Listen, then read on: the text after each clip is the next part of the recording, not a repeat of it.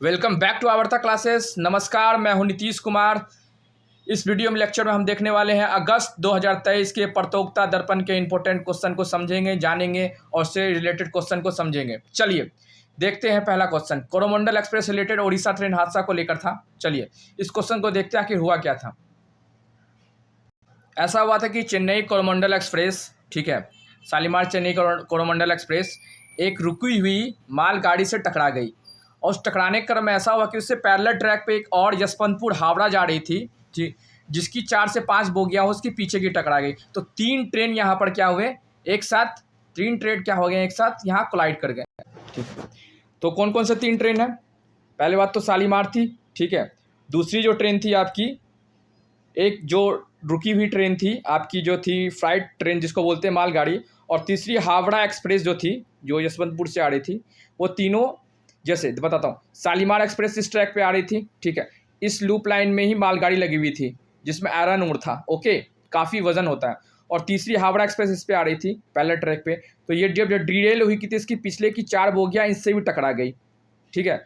और ये जो मालगाड़ी काफ़ी भारी होती है तो इसकी सारी बोगियाँ, मालगाड़ी तो अपनी जगह से नहीं हिला लेकिन ये हल्का होता है, तो क्या हुआ, इस ट्रेन का हालत बहुत ही ख़राब हो गया। चलिए ओके, चलिए आगे बढ़ते हैं। एज यू कैन सी, ठीक है, ये रही मालगाड़ी, ठीक है, अब देख रहे हैं मालगाड़ी टस से मस नहीं हुआ और इससे टकराने वाली कोरोमंडल एक्सप्रेस का देख रहे हैं ये क्या हाल हुआ है, ठीक है। ये काफ़ी वजनदार होती है, बिल्कुल नहीं हटेगी, आयरन और उसमें जा रहा था, ये रुकी हुई थी, चलिए स्टेशनरी थी। 3 ट्रक एक इसी पे दोनों आ गई थी और इस पे आ रही थी यशवंतपुर हावड़ा, तीनों टकरा गई। चलिए आगे बढ़ते हैं। अब हम देखते हैं कुछ डेडियस ट्रेन एक्सीडेंट, ठीक है, ये जानकारी मैं आपको दे दूं 5 डेडियस ट्रेन एक्सीडेंट के लिए। सबसे पहला जो 1981 में गवर्नमेंट डाटा है, ये वर्ल्ड के टॉप 5 ट्रेन एक्सीडेंट में से आता है, जिसमें एस्टिमेट 300 से 800 लोग डेथ हुए थे। 300 गवर्नमेंट डाटा है, लोगों के अनुसार 800, क्योंकि उस समय तो रिजर्वेशन होता नहीं था, जनरल पैसेंजर ज़्यादा थे तो गवर्नमेंट की डाटा वेरी करती है, ठीक है। ये क्या हुई थी बागमती रिवर में किसी कारण से ये क्या हुई थी, ट्रेन डिटेल होकर बागमती रिवर में चली गई थी। लाशें ढूंढते रहे लेकिन बहुत सारी लाशें मिली ही नहीं, ओके।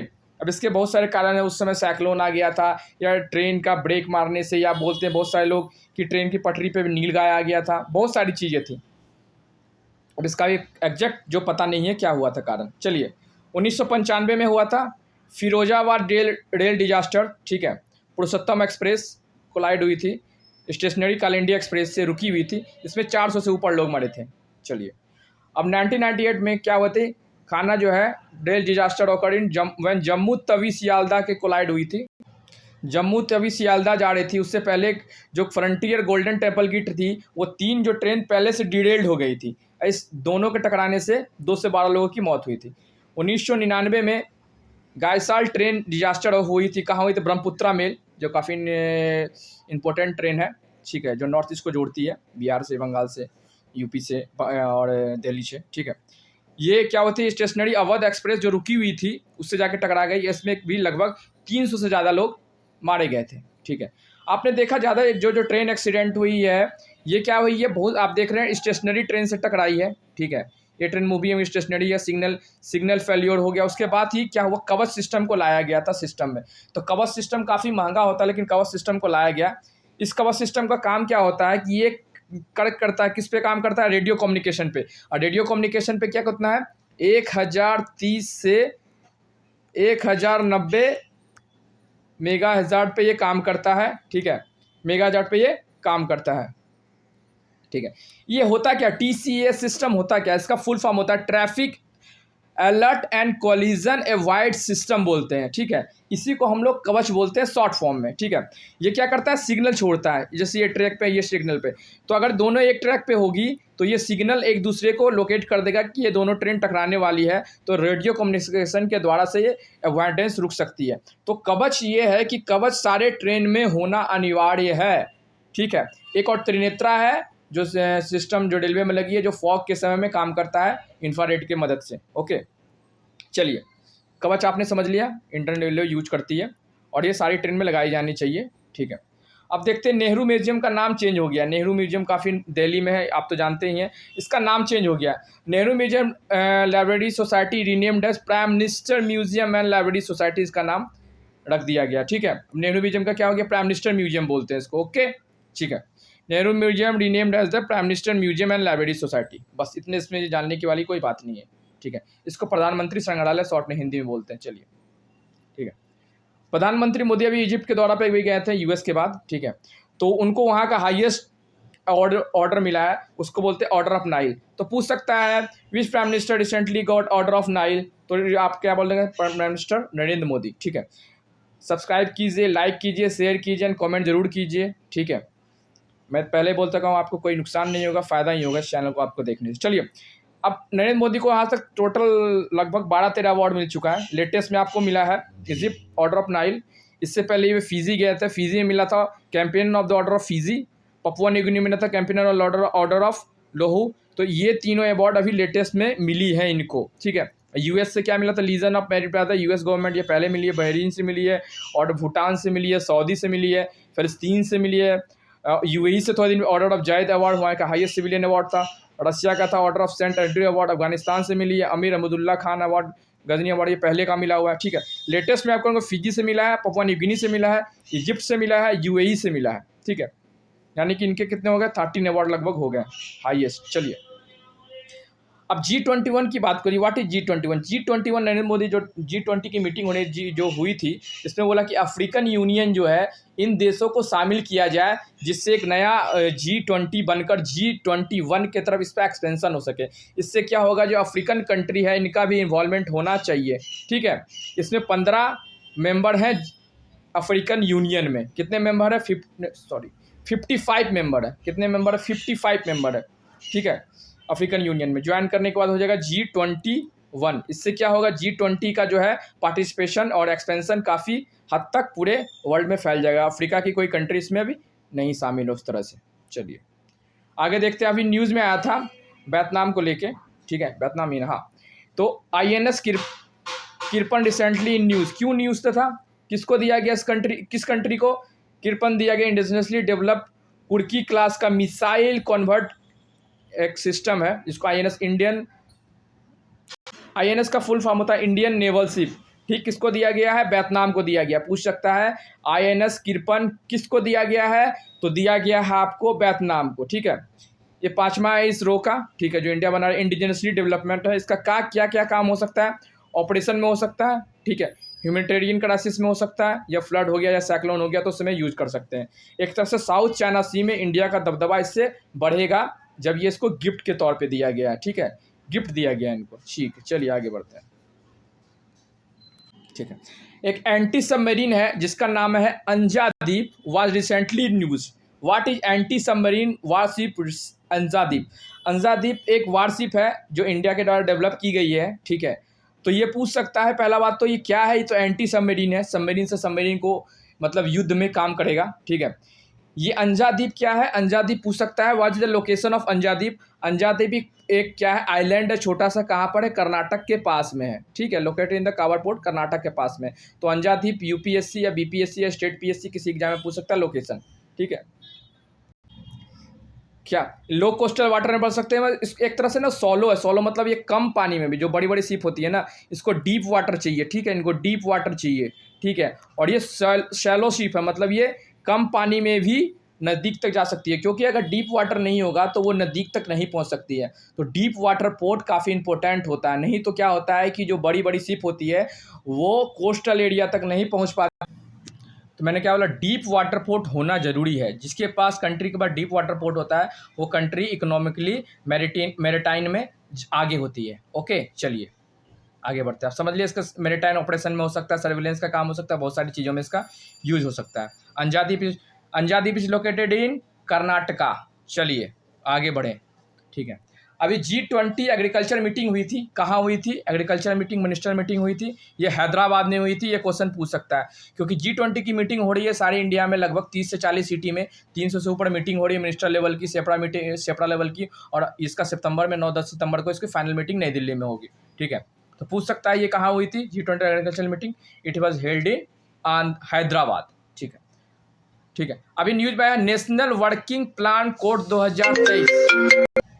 तो what is national working plan code 2023? किससे रिलेटेड है? ये रिलेटेड है environment, forest and climate change से रिलेटेड है, ठीक है। The ministry of environment, forest and climate change है release national working plan code 2023 for scientific forest management and involving new approaches. Okay, बस ये किससे रिलेटेड याद रखना है, environment, forest and climate change से। चलिए नेक्स्ट क्वेश्चन देखते हैं। Which Indian first ship cruise to ship Sri Lanka set sail to Chennai. अब इंडिया ने पहली बार ना क्रूज स्टार्ट की है, जैसे बड़ी बड़ी क्रूज होती है ना ट्रेवलिंग के लिए, टूर के लिए, ठीक है, तो इंडिया ने स्टार्ट की है, ठीक है। इसका नाम क्या है? India first ship to Sri Lanka set sail for Chennai. पहली बार गया कहाँ? चेन्नई। चेन्नई से गया कहाँ जा रहा है? श्रीलंका, ठीक है। इसका नाम क्या है? MV इम्पेरस। इस शिप का नाम पूछ सकता है, what is the name of the first cruise ship, ठीक है। इसका नाम है MV इम्पेरस, ठीक है। This is the pic of that ship, MV Empress. इसका क्या नाम है? MV इम्पेरस। चलिए आगे बढ़ते हैं। ये कहाँ से करेगा? ये है connecting Chennai with the beautiful island of Sri Lanka. Sri Lanka के 5 आइलैंड पोर्ट पे ये जाएगा, ठीक है। इंटरनेशनल क्रूज शिप है। चलिए आगे बढ़ते हैं, बस नाम रखिएगा। अभी काफ़ी इंपॉर्टेंट में आया था, कलिंगर पेन मोनूमेंट रिसेंटली न्यूज़। कहाँ है ये कहाँ बनने वाला है? पेन मोनूमेंट कहाँ बनने वाला है? ये तमिलनाडु में बनने वाला है, ठीक है। ये क्या है? तमिलनाडु सरकार ने फॉर्मर चीफ मिनिस्टर करुणानिधि की याद में बनाने की कोशिश की है। ये क्या रहेगा? ये कोस्टल एरिया में बन रहा है, तो इसको लेके बहुत सारे रूल्स एंड रेगुलेशन थी, वो पास हो गए। इन्वायरमेंटल क्लियरेंस होनी चाहिए थी, कोस्टल क्लियरेंस होनी चाहिए थी, वो सारी क्लियरेंस होने के बाद यहाँ पर बनेगा ये जो लंबा सा ये पेन का आकार का ये आइलैंड पे बनने वाला है ये, ठीक है। तो क्या है? It is a proposed of shore memorial of honour of late M Karunanidhi, former chief minister of Tamil Nadu and a prolific writer, poet and orator. मतलब एक राइटर भी थे, पोइट भी और सर, ठीक है। ये क्या करेगा? तमिल पीपल की लीगेसी जो लिटरेचर में, उस चीज़ को भी डिनोट करेगा। पेन क्या है? एक तरह से लिटरेचर को डिनोट करता है, ठीक है। ओके, चलिए आगे बढ़ते हैं। अभी बनारस में मीटिंग हुई थी G20 की, ये भी देख लीजिएगा। What is G20 summit 2023 Banaras. ये किससे रिलेटेड है? डेवलपमेंट मिनिस्टर मीटिंग कहाँ हुई है? बनारस में। तो पूछेगा where is development minister meeting held, कहाँ हुआ है? यहाँ ये बनारस में हुआ है। चलिए, G20 development meeting held in Banaras. चलिए, इसको हेड किसने किया था? डॉक्टर जयशंकर ने। चलिए आगे बढ़ते हैं। अब तो क्या PM मोदी ने क्या है? प्राइम मिनिस्टर मोदी के भी क्या है? G20 के बाद वो कहाँ जाने गए हैं? अभी लेटेस्ट में यूनाइटेड स्टेट गए, उसके बाद कहाँ गए? इजिप्ट में गए। इजिप्ट में उनको हाईएस्ट ऑर्डर ऑफ नाइल मिला है, ठीक है। अभी प्राइम मिनिस्टर नरेंद्र मोदी गए थे US। वहाँ पे क्या हुआ थे? बड़े बड़े जो बिजनेसमैन हैं, जो बिजनेस टाइकून है, उनसे उनकी मीटिंग हुई, किस तरह से भारत ने वो इन्वेस्ट करके भारत को और आगे ला सकते हैं। इंडिया अभी वर्ल्ड की 5 सबसे बड़ी इकोनॉमी से एक 5th पोजीशन पर है। किस पोजीशन पे? 5th पोजीशन पे है। ओके, किससे? Prime minister Narendra Modi is set to hold bilateral talks with his US counterpart and finalize deal spanning jets engine production, ठीक है, semiconductor chip manufacturing and drone deal को उनसे प्रेडेटर ड्रोन भारत ने उनसे लेने वाला है। प्रेडेटर ड्रोन 2 तरह के हैं, सी गार्जियन और सरफेस गार्जियन। सी गार्जियन इंडिया लेगा, वो वर्ल्ड की सबसे हाईटेक ड्रोन है, अनमैन्ड एरियल व्हीकल टाइप का। ओके, चलिए, जो इंडिया लेने वाला है। इसके बाद देखिएगा, सबसे पहले इनका न्यूयॉर्क में क्या हुआ था? योगा डे मनाया। उसके बाद वाशिंगटन में उनका सर्मल मीटिंग हुआ, जो स्टेट डिनर हुई, ठीक है। ज्वाइंट सिटिंग कांग्रेस का आपने देखा होगा, उन्होंने संबोधित किया। फिर वाशिंगटन में उनके कमला हैरिस से मुलाकात हुई। फिर उसके बाद वो इजिप्ट के दौरे पे निकल गए। चलिए, अब नरेंद्र मोदी बहुत सारे वहाँ के बिजनेस लीडर से मिले हैं, तो मैं भी क्वेश्चन आस्क हो सकता है, UPSC तो ना पूछे, लेकिन बाकी स्टेट PSC पूछ लेता है, CEO। चलिए देखते हैं किससे किससे मुलाकात बहुत सारे लोगों से हुई, कुछ इंपॉर्टेंट देखते हैं। सुंदर पिचाई किसके CEO हैं? गूगल के, ठीक है, इंडियन ओरिजिन के हैं। टिम कुक किसके हैं? एप्पल के। एलॉन मस्क किसके हैं? CEO टेस्ला के, और ट्विटर के भी ये CEO हैं, ठीक है, अधिग्रहण किया। एंड्रू आर जर्सी किसके? अमेजोन के, ठीक है। डेव चैनोन का CEO बोइंग वर्ल्ड की सबसे बड़ी एयरलाइंस में से एक है, ठीक है, जो सबसे बड़ी एयरलाइंस बनाती है। 2 सबसे बड़ी एयरलाइंस बनाती है, याद रखिएगा। 2 सबसे बड़ी एयरलाइंस बनाने, US की है बोइंग, जो दुनिया की सबसे बड़ी एयर एजेंसी में से एक, और दूसरा है एयरबस, ओके, जो कि फ्रांस की है। चलिए आगे बढ़ते हैं। वर्ल्ड योगा डे हर साल कब मनाया जाता है? 21 जून 2023, समर सोलिस्टिट बोलते हैं इसको, ठीक है। इस दिन क्या होता है?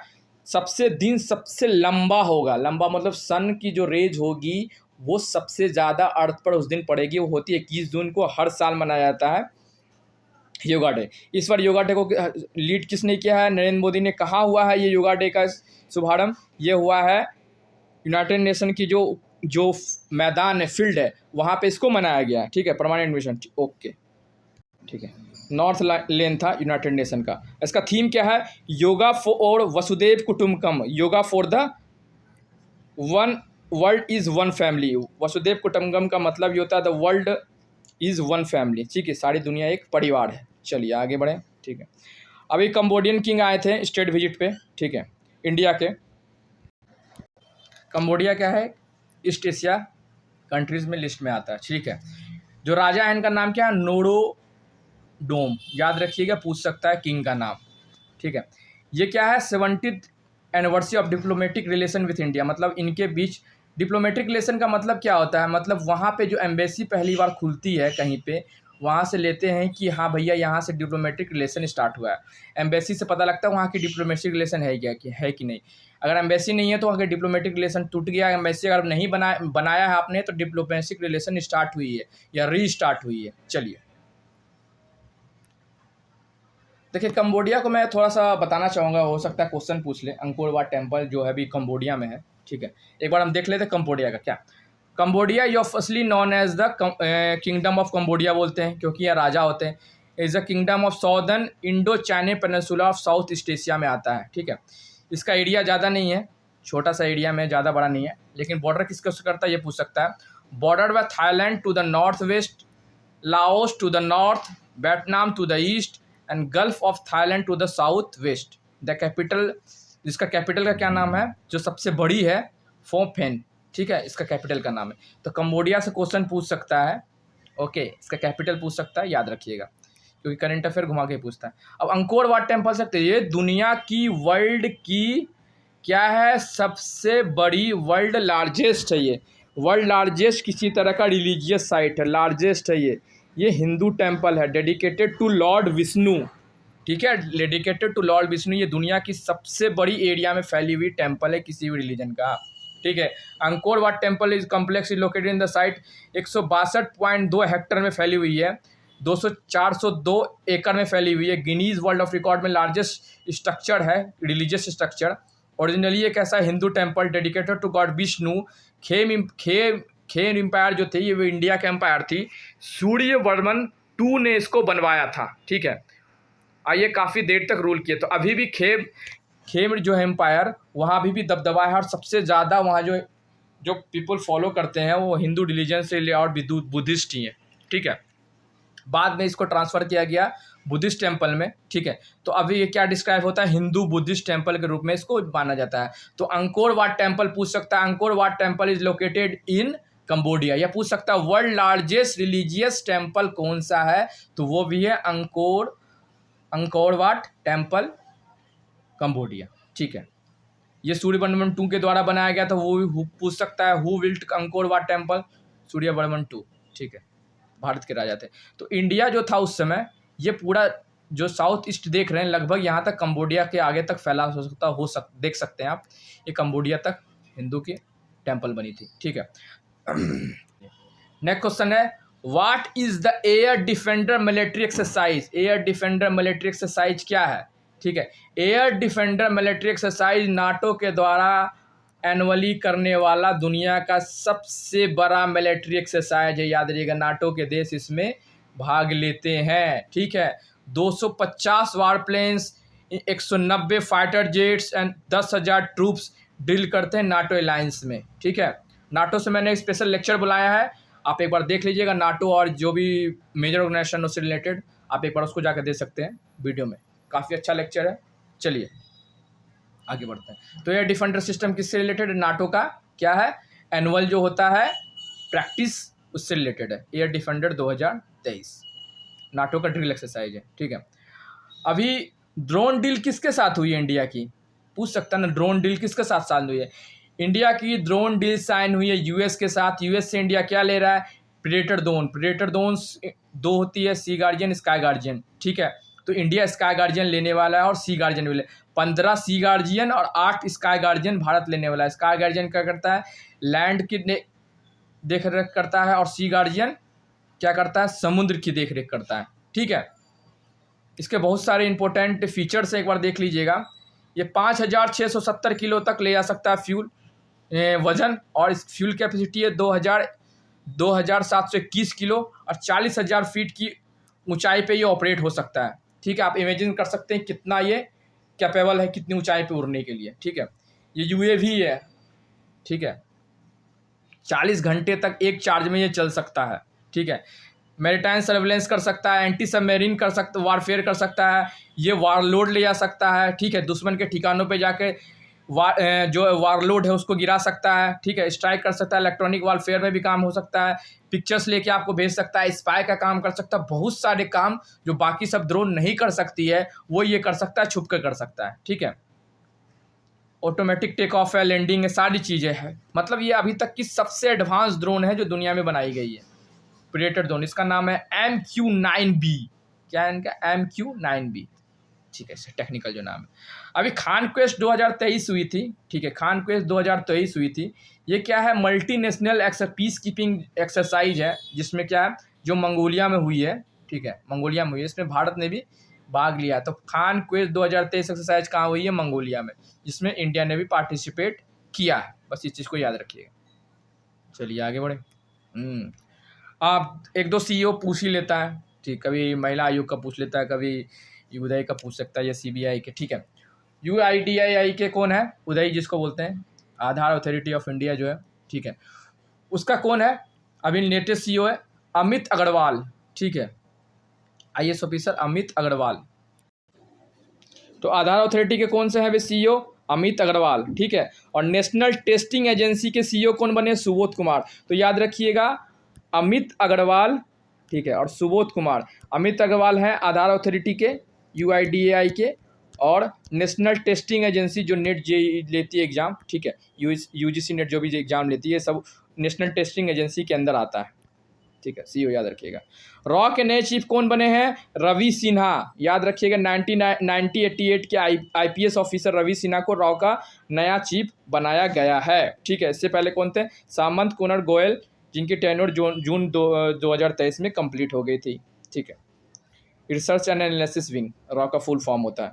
ठीक है, अब ये क्वेश्चन तो मैं बोलूँगा VBI, ये क्यों पूछना ही पूछना, ये पूछता है प्रेसिडेंट। देखिए, जो यूनाइटेड नेशन होती है ना, उसमें दो, एक तो जनरल सेक्रेटरी होता है, एंटोनियो है, जिनकी वो हमेशा रहता है, मतलब 5 साल के रहता है उनके कार्यकाल। ठीक है, हर सेशन के लिए फिर अलग से प्रेसिडेंट चुना जाता है, समझिएगा। जनरल सेक्रेटरी जो रहेगा वो 5 साल उनकी रहेगी कार्यकाल, वो रहेगा ही, एंटोनियो अभी। और जो हर साल यूनाइटेड नेशन की जनरल असेंबली होती है, उसके लिए राष्ट्रपति चुना जाता है, जो उसको टेक ओवर करेगा सारी चीज़ों को। ठीक है, तो वो होता है प्रेसिडेंट बोले जाते हैं। तो अभी 78 प्रेसिडेंट कौन बने हैं? ये क्वेश्चन पूछेगा। Who has become the 78th president of United Nation General Assembly? Dennis Francis. ठीक है, डेनिस फ्रांसिस कहाँ के हैं ये भी पूछ सकता है। Trinidad and Tobago. ठीक है, ये कहाँ है? कैरेबियन सी में, एक बार देख लीजिएगा मैप में। ठीक है, ये पूछेगा। डेनिस फ्रांसिस बने हैं। टोटल कितने मेंबर यूनाइटेड नेशन के? 193 हैं प्रेजेंट में। ठीक है, ट्रिनिडाद एंड टोबैगो के ये हैं। ठीक है, चलिए आगे बढ़ते हैं। रामचरण गुहा को तो सब लोग जानते हैं, जो भी इतिहास से रिलेटेड है या जो भी जनरल स्टडी या UPSC या किसी PSC की तैयारी करते हैं, ये हिस्टोरियन है बहुत बड़े। ठीक है, वर्ल्ड में इनका काफ़ी अच्छा नाम है। इनको भी एक अवार्ड मिला है, जिस अवार्ड का नाम है Elizabeth Longford prize for historian biography. इन्होंने एक नई किताब लिखी है जिनका नाम है रिवेल अगेंस्ट द ब्रिटिश राज। इनको मिला है इसके लिए Elizabeth Longford prize for historical biography. ठीक है, इसमें कहानी काफ़ी अच्छी है, आपको टाइम मिले तो पढ़िएगा, मैं यहाँ पे नहीं बता सकता। चलिए, वो काफ़ी टाइम टेकिंग हो जाएगा। चलिए, गीता प्रेस काफ़ी न्यूज़ में है, तो मैं बोलूँगा ये क्वेश्चन VBI है। ठीक है, इसको आप छाप ही लीजिए कि आना ही है Gita press. Gita press, okay. Gita press की आप दुकानें देख सकते हैं, सब सिटीज़ में होती है। ठीक है, जो रिलीजियस किताबें छापती है, वो भी हिंदू रिलीजन से रिलेटेड ही सारी किताबें ये छापती है। ठीक है, गीता प्रेस को लेकर गांधी जी के मन में भी काफ़ी अच्छा था, वो हमेशा उसको बोलते थे, गांधी जी बोला करते थे कि गीता प्रेस जो है ये लोगों में ह्यूमैनिटी पैदा करती है, ठीक है, रिलीजियस बुक है। चलिए, और ये जो गांधी पीस प्राइज होती है, इस जूरी मेंबर में जो हेड होते हैं प्राइम मिनिस्टर होते हैं, याद रखिएगा। जो भी गांधी पीस प्राइज मिलती है, जूरी मेंबर के हेड होते हैं, फाइनल डिसीजन किसका होगा? प्राइम मिनिस्टर का होगा। तो गीता प्रेस को मिलने वाला है 2021 का, ठीक है, गीता प्रेस को मिलने वाला है, गीता प्रेस को 2021 का गांधी पीस प्राइज, ठीक है, गांधी पीस प्राइज 2021 का गीता प्रेस को मिलने वाला, ये रट लीजिए आप। अभी मैंने वोल्केनो से रिलेटेड भी क्वेश्चन करवाई है, लेकिन ये न्यूज़ में आता ही रहता है किलौआ वोल्केनो, तो मैंने आपको समझा दिया कि रटने की जरूरत नहीं है। हवाई आइलैंड पे वोल्केनो 3-4 है जो इंपॉर्टेंट न्यूज़ में है, याद रखिएगा, ये आएगा तो आप बता सकिए कहाँ पर है।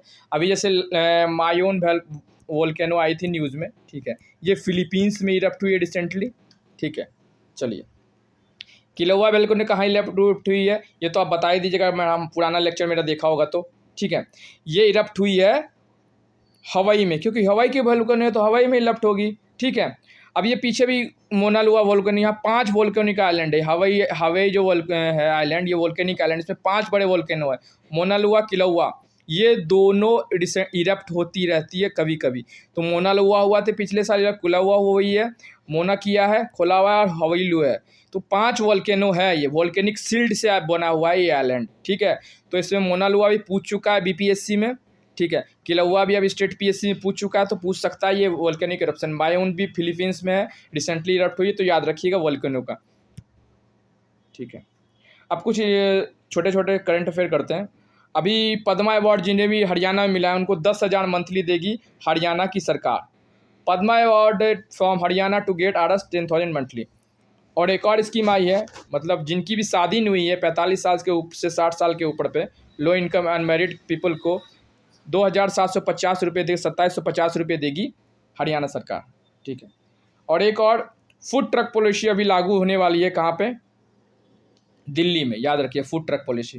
तो ये पद्मा अवार्ड वाले ये सवाल पूछ सकता है और ये भी पूछ सकता है, ये इंपॉर्टेंट है, एक बार याद रखिएगा, हरियाणा सरकार ने याद रखिए।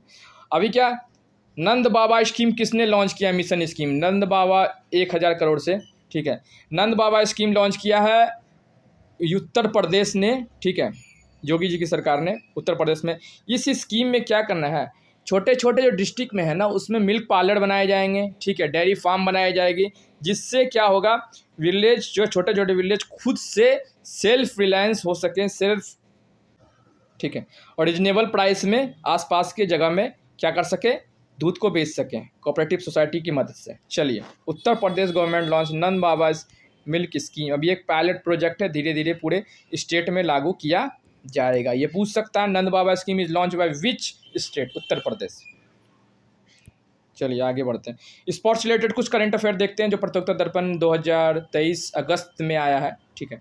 पहले बात तो वर्ल्ड टेस्ट चैंपियनशिप किसने जीता है? ऑस्ट्रेलिया ने। ये तो पूछ सकता है, किसको हराकर इंडिया में। अब ऑस्ट्रेलिया के पास क्या हो गया है, ऑस्ट्रेलिया के पास वर्ल्ड की जितनी आईसीसी ट्रॉफी होती है, जो, ठीक है, आईसीसी ट्रॉफी जो भी होती है, जैसे आईपीएल ओपीएल आईसीसी ट्रॉफी में नहीं होती है, एशिया कप भी आईसीसी ट्रॉफी में नहीं आती, चैंपियंस ट्रॉफी आती है, T20 वर्ल्ड कप आती है, 50-50 की वर्ल्ड कप होती है, वर्ल्ड टेस्ट चैंपियनशिप आती है, से आईसीसी ट्रॉफी होती है, ठीक है।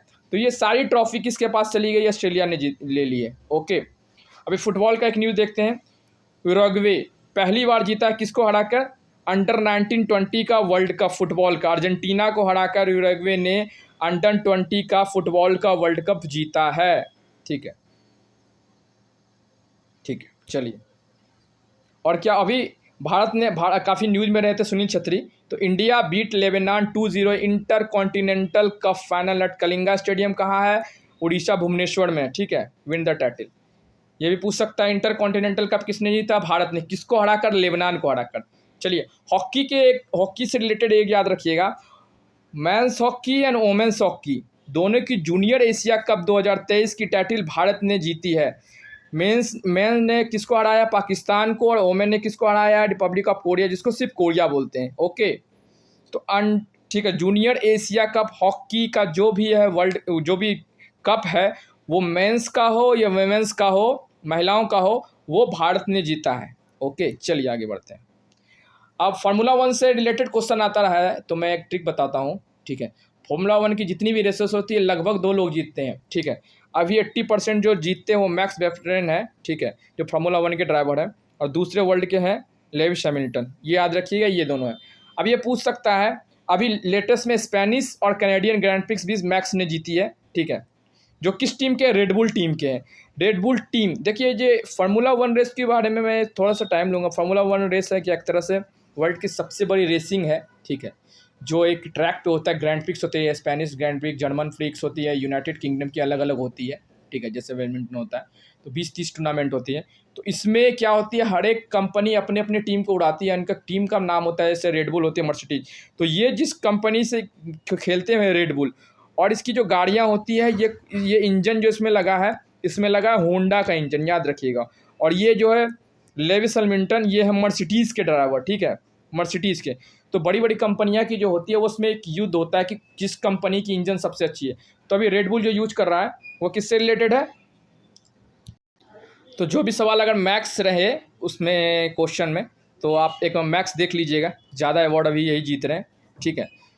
तो फोर्ड वर्सेस फेरारी एक मूवी है, आप एक बार देखिएगा उस मूवी को, जो फार्मूला 1 रेसिंग से ही है। चलिए आगे बढ़ते हैं। अब India largest private rail coach factory inaugurate हुई है कहाँ? कोंडाकल विलेज, कहाँ? हैदराबाद में। हैदराबाद में क्या हुई है? इंडिया की सबसे बड़ी लार्जेस्ट प्राइवेट कोच बनेगी, मतलब प्राइवेट कंपनी रेल कोच बनाने वाली है यहाँ पर, ठीक है। तेलंगाना सीएम ने इसको इनॉग्रेट किया है, ठीक है। कहाँ बनने वाली है? हैदराबाद में। सवाल ये आ सकता है। चलिए अब एक और क्वेश्चन है पीडी में जो आया है, वर्ल्ड मोस्ट लिवेबल सिटीज़, मतलब दुनिया की सबसे अच्छी रहने वाली शहर, ठीक है, जिसकी रैंकिंग होती है, जिसमें 100 टोटल पॉइंट्स होते हैं, 100 टोटल पॉइंट्स होते हैं, 100 टोटल पॉइंट्स होते हैं। वहाँ ईज़ ऑफ लिविंग होता है, पॉल्यूशन को देखा जाता है, कॉस्ट को देखा जाता है, ठीक है, महिलाओं के लिए कैसा शहर है, ठीक है, रात में लोग क्या, बहुत सारी डेटा को इकट्ठा करके बनाया जाता है। सबसे आसान शहर, कोई महंगा शहर नहीं है ये। एक होता है कॉस्टियस सिटी, ये महंगा नहीं, सबसे अच्छे से लोग रह सकें, आसानी से लोग रह सकें, जहाँ लोग रहना पसंद करते हैं। उसमें से टॉप कौन किया? वियना, याद रखिएगा, टॉप है वियना, और दूसरे पे कोपेनहेगन, ठीक है। वियना कहाँ है? ठीक है, ऑस्ट्रिया में, ऑस्ट्रिया की ये राजधानी है। कोपेनहेगन किसकी राजधानी है? कोपेनहेगन डेनमार्क की राजधानी है। मेलबर्न किसकी है? ऑस्ट्रेलिया की राजधानी है, ठीक है, याद रखिएगा। ये कनाडा कहाँ है? वैंकूवर कहाँ है? कनाडा में। कनाडा की क्या राजधानी है? ओटावा, ठीक है, कनाडा की क्या राजधानी है? ओटावा। तो याद रखिएगा वियना जो है ऑस्ट्रेलिया की है। तो ये डायरेक्ट पूछ हो सकता है, पूछ ले टॉप कौन है, या पूछ ले इसमें से किसी का सिटी का वो कैपिटल पूछ ले, ठीक है, स्टेट कंट्री का कैपिटल पूछ लेता है, कुछ भी पूछ सकता है। चलिए अभी जेंडर गैप रिपोर्ट आती है, हर साल आती है। तो सवाल इसमें से दो बनेगा, जेंडर गैप रिपोर्ट कौन बनाता है? World economic forum. पहला सवाल तो ये बनेगा, सिंपल सी, और ये पूछता हर साल रैंकिंग पूछता है। तो वर्ल्ड इकोनॉमिक फोरम की जेंडर गैप रिपोर्ट की रैंकिंग कौन सी है? इंडिया के लिए। तो इंडिया की अभी रैंक है 127, ठीक है, 146 देशों को इसमें शामिल किया गया, इसमें से 127 है। पिछले बार कितना था? 135। तो इंडिया की रैंकिंग इस बार थोड़ा सा अच्छा हुआ है। टॉप कौन किया है? आइसलैंड। याद करने वाली क्या सवाल है इसमें, कौन बनाता है ranking? World economic forum. India की रैंक कितनी है? 127। टॉप पर कौन है? आइसलैंड। 3 सवाल बनेगा इससे, ठीक है, बस। वर्ल्ड इकोनॉमिक फोरम, इंडिया की रैंक 127, टॉप कौन किया? आइसलैंड। चलिए अब कुछ इकोनॉमिक्स से 2-3 सवाल देख लेते हैं। चलिए अभी भारत सरकार ने ऑफिशियली ट्वीट किया था थोड़े दिन पहले। क्या ट्वीट किया है? इंडिया जो है वर्ल्ड की 5th सबसे बड़ी इकोनॉमिक हो गई है, become the 5th largest economy in the world, moving from 10 position से मूव करते करते ये दुनिया की 5वीं सबसे बड़ी इकोनॉमी हो चुकी है। वर्ल्ड की सबसे बड़ी 5 इकोनॉमी में कौन कौन सी है? यूएसए टॉप पर है, देन चाइना, जापान, जर्मनी, और देख रहे हैं इंडिया। चलिए आगे बढ़ते हैं। टॉप कौन के? इंडिया के अभी डेटा में आया, ठीक है। और डिजिटल पेमेंट में भी इंडिया ने क्या किया? चाइना को पछाड़ते हुए नंबर 1 पर आ गया है। India tops world digital payment बीच चाइना बाय ह्यूज मार्जिन, ठीक है। इंडिया टॉप्स लिस्ट में क्या? 2022 में सबसे ज़्यादा ट्रांजेक्शन, ऑनलाइन ट्रांजेक्शन किस देश में हुई है? तो इंडिया में। और एक चीज़ और देखिए, India's payment are more than the digital payment made in the next 4 leading countries the combined. मतलब इंडिया की इंडिया टॉप पर होने के साथ जो 1 2 3 4 5 कंट्री है, इन चारों के डिजिटल पेमेंट को अगर जोड़ भी दिया जाए, ऐड भी कर दिया जाए, उसके बाद भी इंडिया की डिजिटल पेमेंट उनसे ज़्यादा है। समझ सकते हैं कितनी डिजिटल पेमेंट हुई है। चलिए देख लिया। चलिए थैंक यू सो मच। प्रतियोगिता दर्पण 2023 के जो इंपॉर्टेंट क्वेश्चन थे मैंने डिस्कस किए। होप सो आपको अच्छा लगा होगा। कृपया सब्सक्राइब कीजिए, लाइक कीजिए, शेयर कीजिए, कमेंट कीजिए। कोशिश करूँगा आपके लिए अच्छा से अच्छा लेक्चर बनाऊँ और रिलेबल रहे और ऑथेंटिक रहे। Thank you so much. Please subscribe our channel. Hope you आपको रिग्रेट नहीं होगा कभी।